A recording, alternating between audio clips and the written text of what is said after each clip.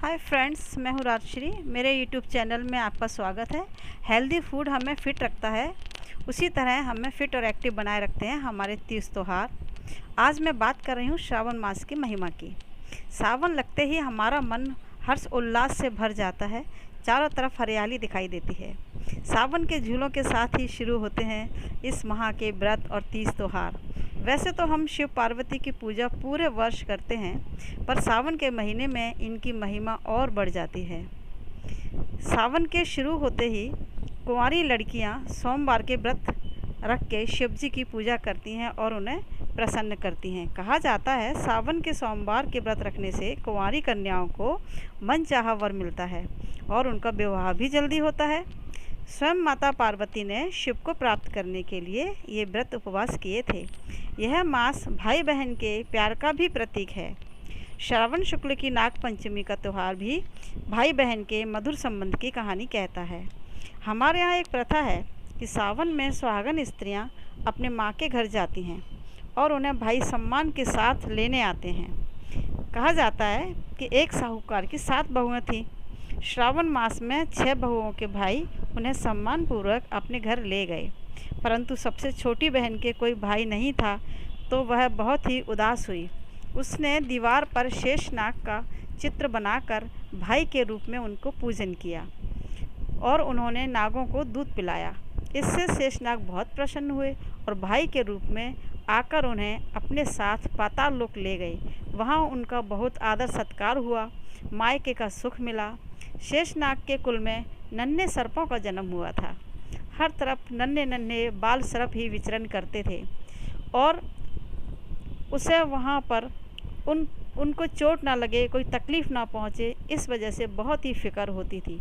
तब शेषनाग की पत्नी ने साहूकार की बहू को एक पीतल का दिया भेंट किया और कहा, इसके प्रकाश में तुम यहाँ पर सुरक्षित रह सकोगी।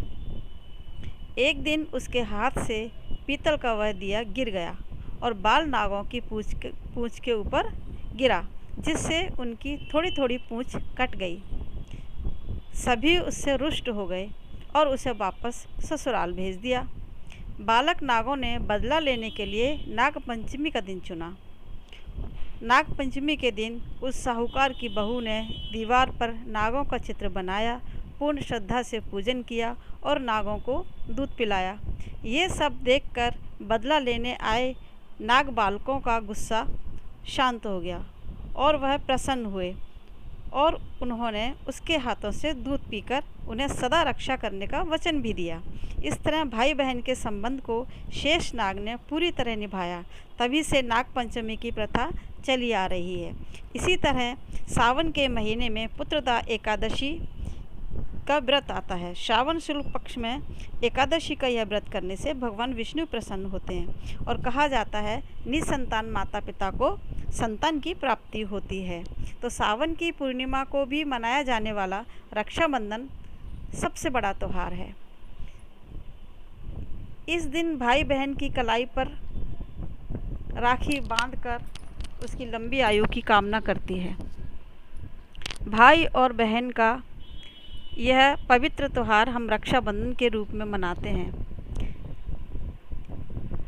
एक बार भगवान श्री कृष्ण के हाथ में चोट लग गई, तब खून गिरने लगा और द्रौपदी ने अपनी चुन्नी का कोर चीर कर श्री कृष्ण के हाथ में बांध दिया और इसी बंधन के ऋणी श्री कृष्ण ने दुशासन द्वारा चीर खींचते समय द्रौपदी की लाज रखी थी और उन्होंने अपने भाई होने के उस फर्ज को निभाया।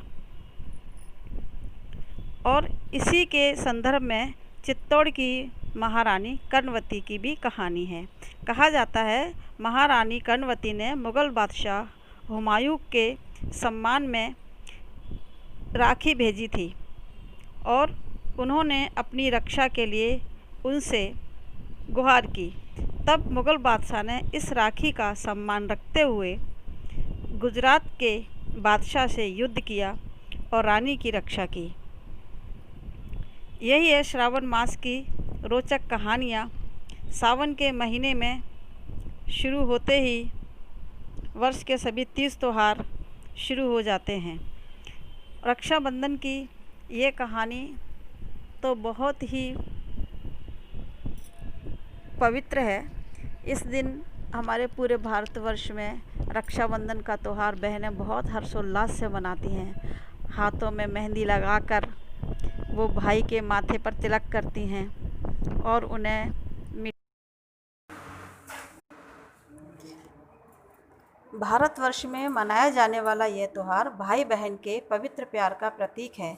इस दिन बहनें भाई के माथे पर रोली का तिलक कर उसके हाथ में राखी बांधकर उसके लंबे आयु की कामना करती हैं और भाई बहन को नेक में कुछ भेंट देकर उसकी रक्षा का वचन देता है। रक्षाबंधन के त्यौहार के साथ ही श्रावण मास पूर्ण हो जाता है। आप मेरी इस वीडियो को लाइक शेयर ज़रूर करें और सब्सक्राइब करें। आप सभी को रक्षाबंधन की शुभकामनाएं। Thank you friends.